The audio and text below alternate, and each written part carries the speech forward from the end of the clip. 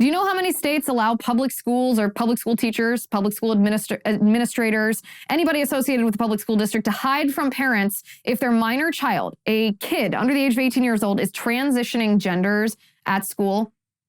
I mean, this is a terrible thing to even think about. Wisconsin, New Jersey, Illinois, Maryland, California, and Texas. And by the way, this is not even an exhaustive list. These are just states where I know for a fact that this is happening. There very well could be others where this is allowed or it is happening.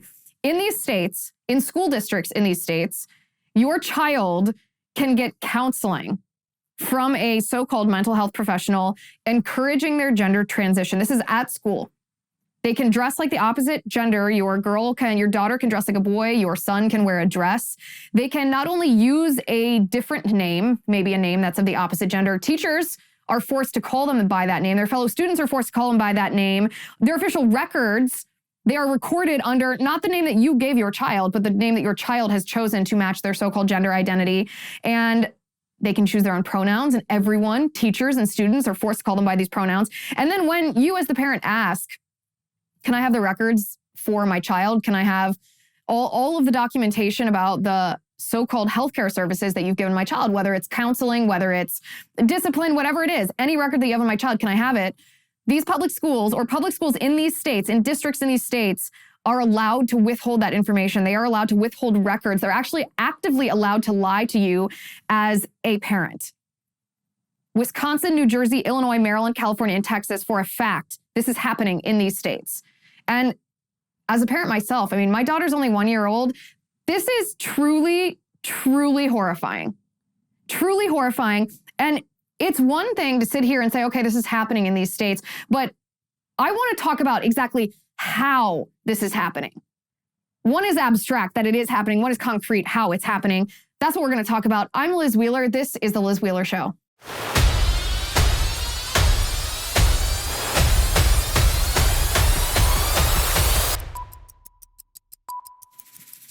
Using the internet without ExpressVPN is like having a first aid kit, but not keeping it stocked up. Most of the time, you'll probably be fine. But what if you suddenly get into a horrible accident and there's nothing in your first aid kit to help you stop the bleeding? Why does everyone need a VPN? Every time you connect to an unencrypted network, so cafes, hotels, airports, things I do all the time, any hacker on the same network can gain access to your personal data, whether it's passwords or more seriously, whether it's financial details. It actually doesn't take much technical knowledge to hack someone. Just some cheap hardware is needed. Basically, a smart 12-year-old could do it. Your data is valuable. I don't need to tell you this. Hackers can make up to $1,000 per person selling personal information on the dark web. Now, fortunately, we have ExpressVPN. ExpressVPN creates a secure, encrypted tunnel between your device and the internet, so hackers can't steal your sensitive data. It's super secure. It'd take a hacker with a supercomputer over 1 billion years to get past ExpressVPN's encryption. It's also easy to use. You just fire up the app, you click one button to get protected, and it works on all your devices, phones, laptops, tablets, and more, so you can stay secure on the go. I personally like ExpressVPN because I don't have to worry about my identity being stolen while I'm traveling and on the go, or about my family's safety and security online. So secure your online data today by visiting expressvpn.com/Liz. That's expressvpn.com/Liz, and you can get an extra 3 months free. expressvpn.com/Liz. Okay, so in Wisconsin's Eau Claire area school district, take a look at this on the screen here. This is a module, a teacher's training module. And what does this say? This says, talk amongst yourselves. It reads, facilitators, guide this discussion. Remember, parents are not entitled to know their kids' identities. That knowledge must be earned. Teachers are often straddling this complex situation, and ECASD, that's the school district, our priority is supporting the student. Now read the bottom of this slide. What does it say? 2021-2022 Equity PD for all staff. So every staff member, every teacher, every administrator in this entire school district was told that parents have no right to the knowledge of whether their child is transitioning in school, that knowledge must be earned. And the insinuation, of course, is that earning this knowledge requires you to be, quote, affirming of the child's chosen gender identity versus, science and biology and reality. This is what's happening in Wisconsin. Likewise, this is also happening in Wisconsin in the same school district. It should perhaps come as no surprise. This poster has been showing up, and this poster is thanks, by the way, to Libs of TikTok, who has noticed that this poster has been appearing not just once, not just twice, but in classrooms and schools across Wisconsin. It says, if your parents aren't accepting of your identity, I'm your mom now. That, of course, is written in all rainbow lettering, #FreeMomHugs. It's a picture of a bear with several little bears with different colored rainbow coloring. One's just a regular rainbow bear. The other one is the non-binary rainbow, or the non-binary colors. The other one is the what's supposed to be the transgender colors here. If your parents aren't accepting of your identity, I'm your mom now. That's happening in Wisconsin. In Illinois, at the Community Consolidated School District number 46, this is in Lake County, Illinois. So any parent whose child is in Community Consolidated School District 46 in Lake County, Illinois, you're probably gonna want to get your child out of the public school system. This is what we're dealing with. Take a look at this. If this doesn't just shock your socks off, then I don't know what is. So the woman who's posting these posts, her name is circled. She has a public school district, or she's a public school teacher, and these are the things that she's posting. She reposted a tweet that said, I've seen a lot of people defend a teacher outing a child because, quote, the parents have a right to know. No, they don't. Sorry, parents, if you want to know your child is trans, then it's on you to provide a safe space for them to tell you. If they don't, that's on you. So that's the first thing. And then the second post from this public school teacher says, you would never tell a straight person that they're too young to know that they're straight. This is what's happening in public schools. It's not an abstract concept. This is how the strategy is being implemented by the left here. This is one of the most pernicious evils that we're facing in our country right now. It makes Marxism blurry.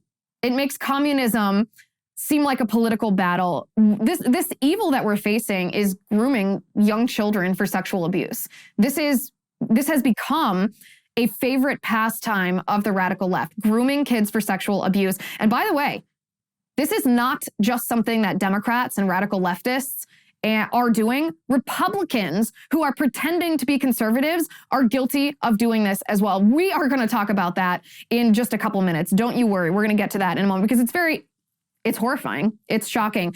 But the two posts from this public school teacher in Illinois, in my opinion, I saw these and I was like, okay, this is actually the way that the left is addressing what's happening in Florida with the so-called Don't Say Gay bill, which I will from henceforward be calling the anti-grooming bill or the anti-groomer bill, because that's exactly what it is. But these two posts from this public school teacher in Illinois are perfectly illustrative of the two narratives that the left is using to try to defend or to try to oppose the Don't Say Gay bill. The first narrative is that parents don't have a right to know, that essentially the government has dominion over your children first, and you as a parent have to earn the right to have any decision-making power over your child, and that if the child doesn't want to tell you about their sexual orientation or their so-called gender identity, their mental health crisis, then you're putting them in danger if you don't affirm them. So that's it's a fallacy.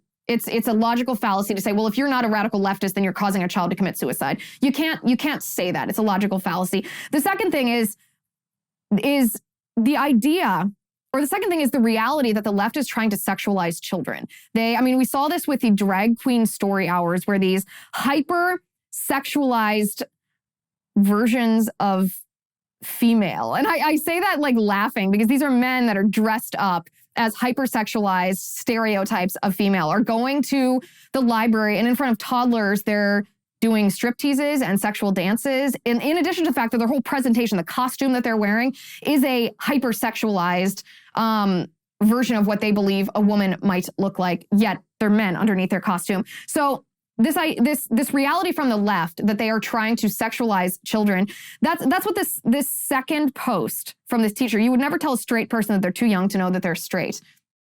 So the reason that they're pushing this narrative is because we as conservatives don't want our kindergartners to be told that they can be transgender. We think it's inappropriate that really anything sexual is talked about in primary school. That there's no place for sex in primary school. That, first of all, parents should be the ones telling their children about sex. That shouldn't be the role of a public school teacher, period. But certainly before children have hit puberty, and is there any role for sex education? Very, very, very little. Children should not be discussing sex. They certainly shouldn't be discussing sexual orientation or gender identity, things that aren't a thing for little children. And yet the left is committed to grooming children. And they're so committed that what conservatives are doing now in Florida is an existential threat to this liberal grooming agenda. So what conservatives are doing in Florida, and before we even get into that, I want to play a video for you. This is actually the Senate Democrats from Florida. They have, as I said, they've branded this bill. They've called it the Don't Say Gay bill, which it's not. There's no provision in this bill that bans the word gay. That it's simply a lie. I mean, you can read the bill for yourself. But Florida Senate Democrats put on an absolute spectacle trying to defend this by marching through a hallway, yelling the word gay as if this is some kind of civil disobedience. Just take a look first.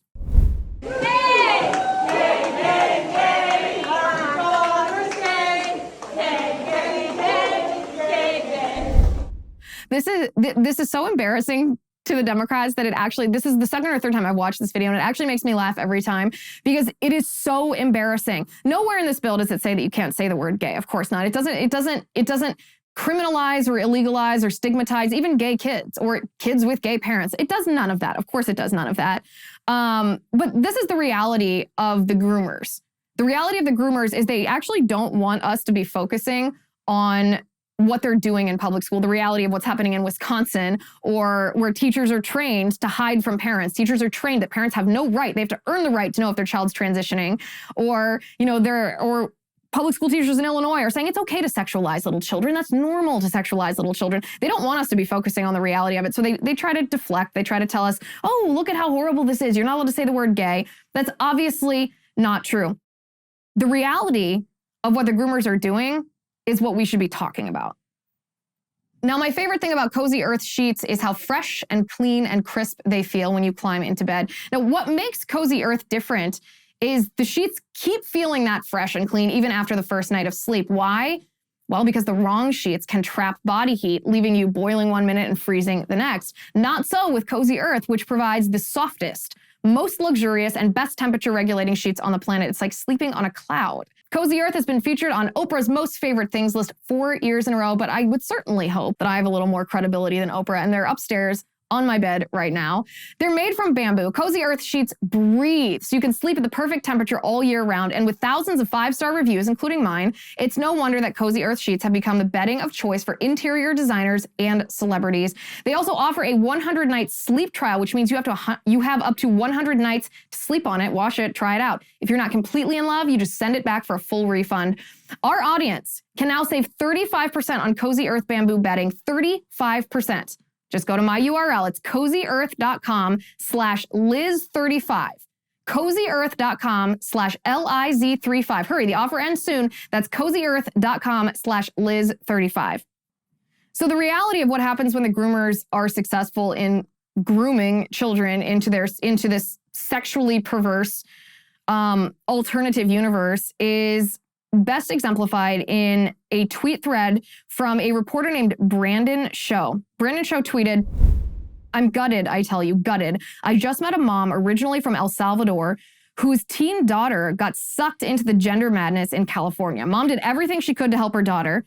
The school, the medical establishment, and the Department of Social Services undermined her," meaning the mom, "at every turn. They went so far as to remove her custody. Naturally, they all pulled the 'if you don't support your child and allow them to medicalize, they'll kill themselves' card. Now, separated from her mom, the cross-sex hormones kicked in, but of course did not alleviate her daughter's distress. The daughter wound up taking her own life by throwing herself in front of a train near Los Angeles. This anguished mom had to get a phone call from the cops telling her that they were picking up the pieces of her daughter's shattered body. This mom's agony is so deep, she now says it hurts to breathe. This reporter says the torment in this mom's eyes will haunt me for a while. I could barely hold back the tears on the metro on the way home. To those of you hesitant to raise your voice on this insanity, what are you waiting for?" This is the reality that happens when the groomers get their way. This is the reality of what happens when even conservatives refuse to fight this fight. When conservatives are happy to maybe send a tweet, maybe speak out in disgust about some of what's happening, but when conservatives refuse to play offense, when they still play by the rules of the radical left, and enough is enough. This happening under our very eyes to our children in public schools across the country. This is why the bill in Florida is so important, because the bill in Florida actually plays offense. And remember what the bill in Florida does. We talked about this in episode 106. So if you want a full breakdown, we went line by line through the legislation, talking about what it did and what it does and what it doesn't do. But just to sum up what it does not prohibit anyone from saying gay. That's simply a lie. It prohibits the grooming of children in sexual perversion by public school teachers. And it prohibits schools from hiding from parents when their minor children are transitioning genders. Period. That's all it does. So if you support this bill, then you are a groomer. Because the only reason you would support this is if your answers to the following questions: do you support teaching kindergartners that they can be transgender? And do you support hiding from parents who ask that their child is transitioning genders at school, their minor child? The only reason that you would support that bill is if your answer to those questions are yes. And if your answer to those questions are yes, then obviously you're a groomer. You support the grooming of children here. So my message to groomers today is you will fail. You will fail what you are trying to do to our children. You will not abuse our children. You have no idea what you are up against. You will be stopped. You should be sent to prison. You deserve to be condemned to hell for this child abuse. You're lucky, in fact, that I'm not in charge of that particular aspect of it. But when the left pretends that gay kids are going to be bullied because of this bill, keep in mind that a 12-year-old girl in Florida attempted to commit suicide. She attempted to end her own life because her teachers gave her a male identity without the knowledge of her parents. Sexual abuse is harmful. What the left is doing is sexual abuse. I mean, that's why Texas, by the way, has defined bodily mutilating sex reassignment surgery as child abuse. It's why Governor Abbott is saying, well, we're going to prosecute anybody who's complicit in giving a minor hormones that are designed to suppress testosterone or suppress estrogen, to quote unquote change their gender. That's the right thing to do because it is child abuse here. But the sad thing, or the infuriating thing, I think that you'll agree that infuriating is a more apropos word here, is this isn't just liberals. This isn't just the radical left. This isn't just the super crazy, nutso, mentally ill, sexually deviant left cohort of leftists who've always tried to, basically they've tried to build on the sexual revolution to make every type of sexual behavior not taboo. They don't want any boundaries on sexual behavior except perhaps consent, which we all know is not a standard of sexual morality. It is actually a standard of sexual immorality. But there are Republicans, some who even call themselves conservative, who are getting on board with this leftist radical gender theory. Now, I'm delighted to announce that I've been working out more 2 months after my New Year's resolution to do so. Now, but here's the trick. I don't have time to work out, so how do I do it? Echelon Fitness brings the gym home to me, which helps a lot. And with Echelon Fitness, I get a community of hundreds of thousands of people who can give you that extra push. Echelon Fitness is the affordable way to get the workout equipment, the workout community, and an instructor's motivation right in the comfort and privacy of my own home, of your own home. With Echelon Fitness, you can work out anytime, day or night. You can crush your fitness goals. I typically work out late at night after my daughter has gone to sleep. Echelon Fitness's full range of affordable workout equipment, including stationary bikes, smart rowers, sleek fitness screens, and the auto-folding treadmill, are all connected to provide the Echelon Fitness experience. I personally prefer the bike because I can be on my phone at the same time, be on Twitter or on locals at the same time. One membership to Echelon Fitness covers a family of 5. And right now, for a limited time, listeners to this show can get up to $650 off MSRP. Now, to get this exclusive discount, text my name, text Liz to 818181. Text LIZ to 818181 to get up to $650 off MSRP. Liz to 818181. A mandatory disclaimer here: message and data rates may apply. See terms for details. Who are these conservatives? Why would you even call yourself a conservative if you're a groomer or if you're complicit in the groomer agenda? So the governor of Utah calls himself a Republican, Spencer Cox, has said that he will veto a bill that would prohibit biological males from competing in women's sporting events. And this has been quite the dramatic situation in Utah, because these Republican government officials are acting exactly like liberals. This governor, whose responsibility it is to protect women, his responsibility to make sure that there's not a situation in the public school system where biological men are dominating women's sports to the point that women's sports become obsolete. This is his basic duty as a human being, notwithstanding the fact that he's a Republican and the governor of his state. He's crying about this bill. His lieutenant governor is saying that there's never been a more upsetting debate and outcome to any bill. A veto is definitely necessary here. Like, no. This should not be a controversial topic. Did we learn nothing from what happened to Governor Kristi Noem? This is not a controversial topic. Men are men, women are women. It's fundamentally unfair and unjust, not to mention unscientific, for biological men to compete in women's competitions. They can live however they want. Sure, be tolerant of that. Great. I wouldn't recommend it. I strongly recommend against it. But you have a right in our country to live that way if you want to. You do not have a right to compete in women's sports. And this is the problem with conservatives. Some conservatives. This is the problem with some conservatives. They're trying to redefine the word compassion. They're trying to redefine the word nice or kind. They're trying to redefine kindness. But the problem with that is we have a set definition. We have a definition of words, particular words that cannot be redefined. And in this situation, the definition of the word that cannot be redefined is love. We know what it is to love someone else. We know what it is to love someone else because the idea of love came from God. That came from the Bible.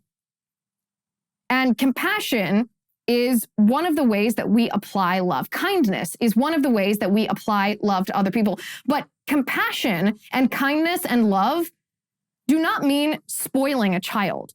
They do not mean allowing a robber to loot your store. They do not mean indulging the delusion of someone who suffers from a mental illness. It means treating that person with dignity, treating them with respect, and defending their equality under the law. But it doesn't mean kindness or compassion or love does not necessarily mean giving every person exactly what they want just because that's what they ask for. That's not a real definition of the word. That's not what compassion means. And shame on these conservatives for, I don't know if they're redefining these words themselves or if they're so stupid that they're playing by the rules of the left. And if you even accept a single premise from the left, if you accept the premise that it is not compassionate to ban biological males from women's sports, then you've already lost the battle. If you accept any of the premise of the left, then you have already lost this battle. And the governor of Utah, Spencer Cox, is a perfect example of this. Another example of this, unfortunately, and this is very sad to see, is the chairman of the American Conservative Union, Matt Schlapp. He's the guy who runs CPAC, the guy with white hair. See him on Fox News a lot. Matt Schlapp sent out this tweet earlier. He said, no matter what one thinks of Leah's ability to swim, he's talking about Leah Thomas, the UPenn swimmer who was born male as female. No matter what one thinks of Leah's ability to swim with women, her story deserves our compassion. It will be interesting to hear Leah's point of view in 30 years. And I read this and I thought, first of all, Matt, you have 5 daughters. You have 5 daughters who are high school and college age. And yes, Leah Thomas should be treated with dignity and respect and equality under the law. But to pretend that it's compassionate to indulge the delusion of this individual who is suffering from gender dysphoria, a mental illness, this is not the definition of compassion. And so think about your 5 daughters for a second.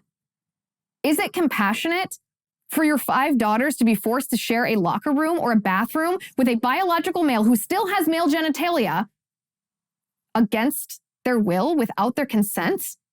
Is that compassion? That's not compassion. That's disrespect. That's dehumanizing to your daughters. Not just your daughters, but you'd think it would hit home more because you have 5 little girls of your own.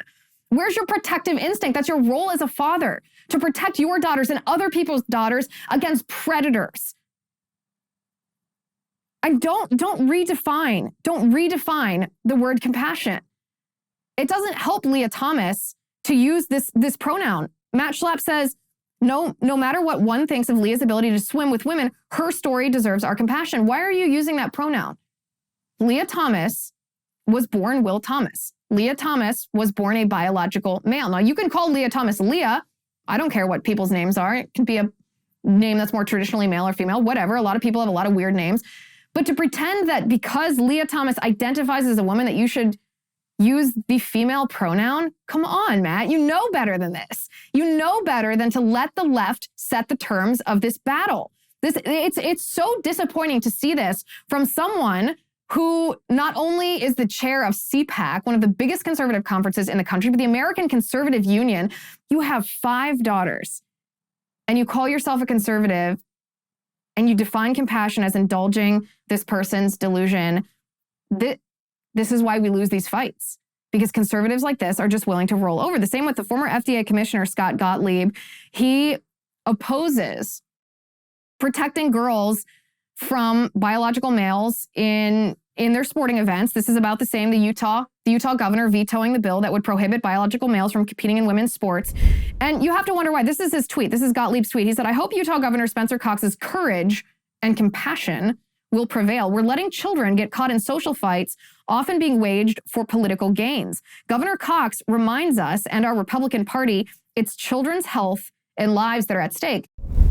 And I read that and all I could think of was, yeah, what about these little children that are their minds are being poisoned with this radical gender ideology? What about the girl in Los Angeles who jumped in front of a train because the state took her away from her mother because her mother didn't want her to transition into a quote unquote boy?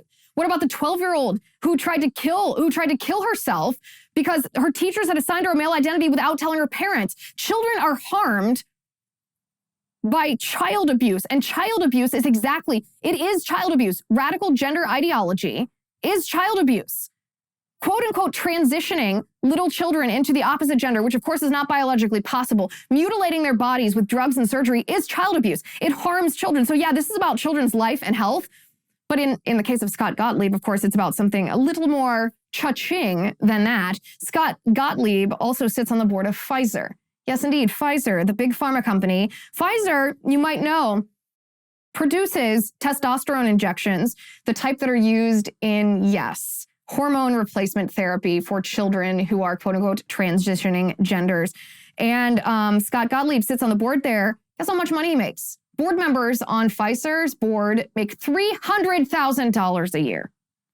It's Republicans and conservatives like these who are the reason that we are, I don't know if we're losing, but the reason that we risk losing this fight if we don't play offense. This is why the bill in Florida is so important. Because if we just play defense, people like Scott Gottlieb and Matt Schlapp and Utah Governor Spencer Cox, they would lose the fight. They won't play defense. And so you and I have to play offense. We have to say, well, we're not just going to sit here and tell you no. We are going to tell you what you are allowed to do and what you must do in public schools, because we know what's happening across the country. Dear groomers, you will fail because we are onto you and no one comes after our children and gets away with it. And dear squishes, you will fail too, because we can see that you are not worthy to fight this fight with us, that you've already surrendered to the radical left. All right, join us on Locals at lizwheelershow.com/Locals. Locals, I workshopped a lot of this show on Locals just yesterday. So if you want to be a part of that, give me your input. Tell me what you think is important, not important. Join us over there. I have a promo code for you. You can get the first month free. No squishes is the promo code. Join us at lizwheelershow.com/locals. Thank you for watching. Thank you for listening. I'm Liz Wheeler. This is The Liz Wheeler Show. The Liz Wheeler Show is produced by Jonathan Hay, executive producer Chad Abbott, director of photography Kevin McRoberts, editor Alejandro Figuerella, sound mixer Robin Fenderson, director of marketing Emily Washler, production and talent coordinator Matt Toffler, and senior publicist Patricia Jackson. This has been a Soundfront production.